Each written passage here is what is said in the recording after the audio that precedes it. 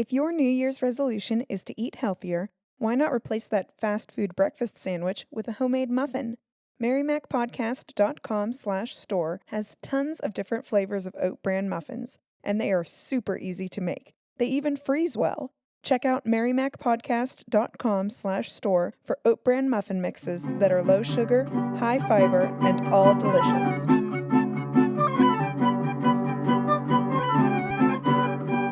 Hello and welcome to In the Kitchen with Mary Mac. It's a new decade, the year 2020, and our 4th anniversary. We have officially been podcasting now for 4 years. We do a bi-weekly podcast, so we just celebrated 100 podcasts, or else we'd have like a lot more podcasts if we weren't so, slackery. I don't know what the word is.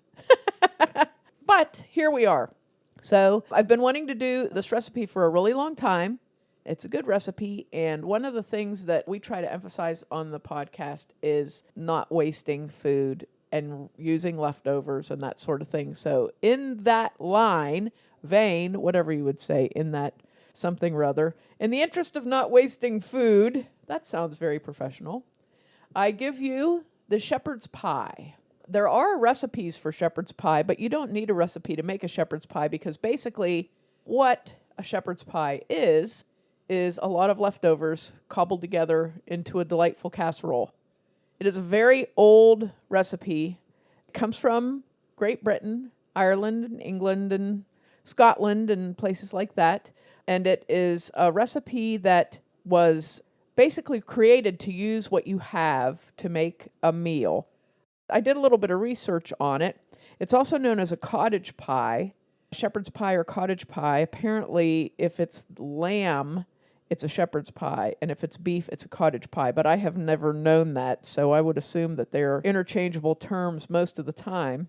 And it dates back to the early mid 1800s when potatoes became popular in Ireland and England, and they were staple food for the Irish, of course.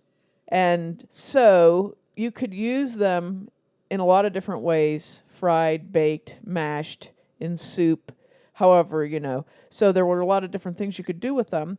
And this particular casserole, you can use leftovers of any sort to make this. I enjoy a shepherd's pie. A lot of people have really never had one outside of like a pub because it's kind of pub food. But basically it is meat in gravy with vegetables in a pot with mashed potatoes piled on top of it that are then baked. The mashed potatoes get nice and goldeny brown, and then you get a scoop of everything. You get potatoes, you get the meat and vegetables, so it's basically like a one-pot meal. So you can see why it lends itself so well to be something you could use leftovers in. Now, a lot of people say, I don't eat leftovers. My family doesn't eat leftovers. I think something needs to change.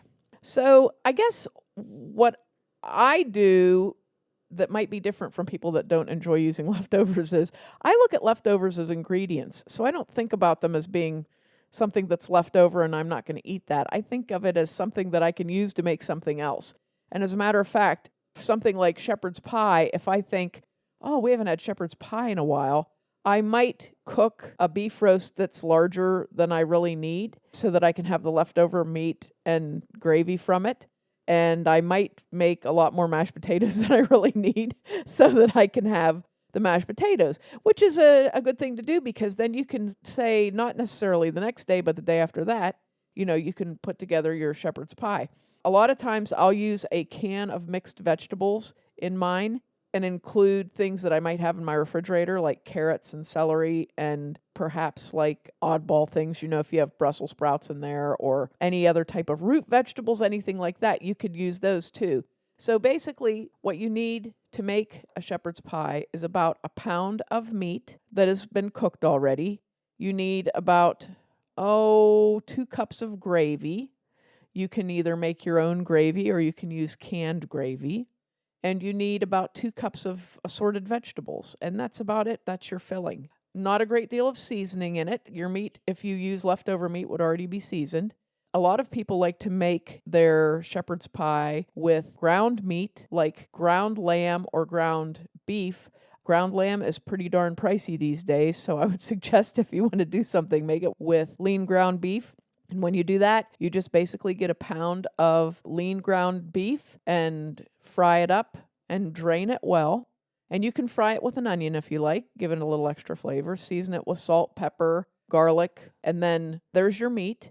You can either make gravy or, like I said, use canned gravy mixed in whatever vegetables that you're going to use, and they need to be cooked because they're not going to cook that much in the shepherd's pie. So you'll want to get about a 3 or 4 quart casserole and blend your meat, gravy, vegetables all together in the casserole and then top with mashed potatoes. And that's really all you need to do, and that is it. And you'll want to bake that for about 45 minutes on 350 degrees, and there you are. There's your shepherd's pie. So you can see how easy it is to use up some leftovers. If there's just 1 or 2 of you, you do not have to use those amounts of meat. If you wanted to make a variety of things through the week, say you could fry up a hamburger and divide it up for tacos one night, chili one night, and then shepherd's pie one night, and just get a variety of things out of that particular cut of meat. And like I said, you can use leftover roast beef in it. You can use leftover lamb if you have leftover lamb, although no one has leftover lamb, so let's not be silly there. And, it's really funny, but shepherd's pie is one of those things that culturally everyone has something like this, just about something similar to a shepherd's pie. And I was thinking, when I was in high school, I went to France for a couple of weeks one summer, and we stayed at a school called the Lycée d'État Jean Zay on the Rue de Dr. Blanche in Paris. How's that for French-sounding words? Just want to say, I practiced that all afternoon. When we arrived there, we basically got off the plane, went to the school, and then had dinner. So we were like wiped out because we had a long flight, and on a DC-8, by the way, which was probably the bravest thing I've ever done. But long flight, land in Paris, get to the school, and we went straight to dinner. And we were like wiped out. So, of course, the first thing that was brought out was this huge pan of kidneys in gravy, which none of us knew what they were because we had never seen that sort of thing before. And then they were like the sole of your shoe, basically, which was, greatly diminished my view of French cooking. I was up for French cooking, and then I'm like, what the heck is this? So the chef was very upset that none of us ate that and was very mad. The second course, the teacher told us, I don't care what she brings out, you're going to eat it. Thankfully, it was a delicious dish of ground meat covered with mashed potatoes, and we ate it. It was probably, looking back, ground horse meat, because that was very popular in the 70s in Paris, and all of France, not just Paris. Horse meat was the go-to meat. We were actually told, make sure you order beef if you don't want to eat horse meat. So I didn't even think about it, and I didn't care about it because I was very hungry. And it was really good. And then we applauded the chef, and she was just thrilled, and then loved us all again and didn't try to poison us the next day. So that was good. So that was a version of shepherd's pie, and it was very basic. It was literally just ground beef and gravy with potatoes on top, and it was delicious. So, it exists all over the place. So like I said, there's not really a recipe for it because it's just a thing. You can make it however you want. You don't even have to put meat in it, which, this is kind of lame, but on Wikipedia, it says it's called a shepherdess pie, and that's a bunch of crock. Well, I'm sorry, that's a bunch of crap. They still look after animals, though. So yes, but you gotta change the occupation there. A shepherdess pie? Yeah, Give me a break. That's not. That's weird and lame. Yeah, maybe like I don't even know. I don't know. A botanist's pie. A botanist's pie. I like that one. Let's basically, it's very easy to do. And you could even make it vegan. Because if you make a gravy out of vegetable broth, which is a very simple thing to do, you just basically take your vegetable broth and stir in to a cup of broth about a tablespoon of flour, and stir that in while it's cold, mix it in real well, and then heat it up and cook it.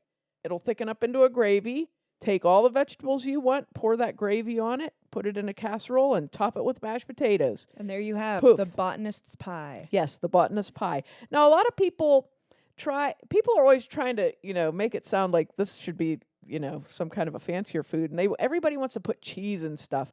You don't have to put cheese in everything. I know that sounds crazy, but you don't. So shepherd's pie does not traditionally ever have cheese in it. It's sometimes included, sometimes not. But here's a twist on a shepherd's pie that's very good, and it's another one of those kind of leftovery side dishes that, you see a lot of recipes for and people try to fancy it up. But it's Colcannon, and Colcannon is basically just mashed potatoes that are blended with sautéed cabbage. Regular old cabbage. You cut it up and slice it into thin slices, like almost shredded, but not quite that. Cook it in butter. You can even chop an onion and throw in it, or leeks or something like that, a traditional kind of a root oniony vegetable, and cook that in your cabbage and then blend it with mashed potatoes, and it's a side dish and it's a main dish. In Ireland, it was a popular main dish, especially around Halloween. It was one of those traditional Halloween. Isn't that wild? That's what, for a special Halloween, we're going to have cabbage and potatoes mixed together. And they would hide little prizes in it and, whatever for Halloween. But Colcannon is Colcannon's actually a nice side dish. But if you happen to have cabbage, and cabbage is one of those weird things that there's always some left. I don't know why that is. But whenever you have cabbage, you make something with cabbage, there's always some left. So this is a good thing to do with it. And it's kind of like the Polish side dish, haluszki, which is basically cabbage cooked in butter with noodles. So it's kind of like that. You got your carb and you got your cabbage. People do try to fancy this up also, but one of the cool things that I did see was a recipe for shepherd's pie with Colcannon on the top. And I thought, oh man, that would be good. Make your shepherd's pie and then make your Colcannon, put it on top and bake it in the same way. And I think that would be a tasty thing. And I learned something new today when I was checking out different recipes for Colcannon, because I didn't just want to say, it's just cabbage fried in butter mixed with potatoes, but that's what it is. So if you have leftover Colcannon and you fry that for your breakfast, that's what bubble and squeak is. I never knew what bubble and squeak was. According to Wikipedia, it's called bubble and squeak because the cabbage makes that noise when you cook it, but I don't think that's why it's called bubble and squeak. So there's a nice recipe for you, a nice shepherd's pie, whatever meat you want to use. You can use roast beef, ground beef, lamb if you like, any vegetables you like. Put some mashed potatoes on it. It does have to be red meat, though. Right? Yeah, it's supposed to be red meat. I can't imagine that would be great with poultry. I don't know, because with poultry, it'd be sort of like a pot pie.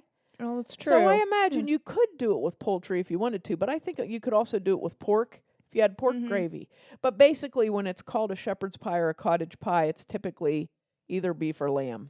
And another thing is, when you look back in the times when this dish started and became popular and that sort of thing, people may have had the barest amount of meat. They may have literally cooked a bone and made bone broth and made a gravy out of it and put it over a few root vegetables. And, they probably put gravy over chopped potatoes and then put mashed potatoes on top of it, But you could put anything in there, cabbage, any type of root vegetable, any type of vegetable at all that you have on hand. So that's your using leftovers recipe today. So this year, I think a good thing, rather than a resolution, but a goal I'm going to offer you is to try and use your leftovers up, or try and think about when you're making something, plan ahead and make a little more and then think of something else to make with it. Like I said, we do that a lot. We do burrito bowls. I might cook a pound of ground beef and then have tacos with it one night, have burrito bowls with it, make chili with it, do whatever, and have a little bit extra. So there's a lot of things you can do and plan out and make your life simpler even by using your leftovers as ingredients. There's my tip for 2020. And make sure to check us out online on Facebook and Instagram at Mary Mac Bakehouse, on Twitter at Mary Mac Podcast and Mobile Mary Mac, and on our website, marymacpodcast.com. Thanks a lot for listening if you did, and if you didn't, too bad for you.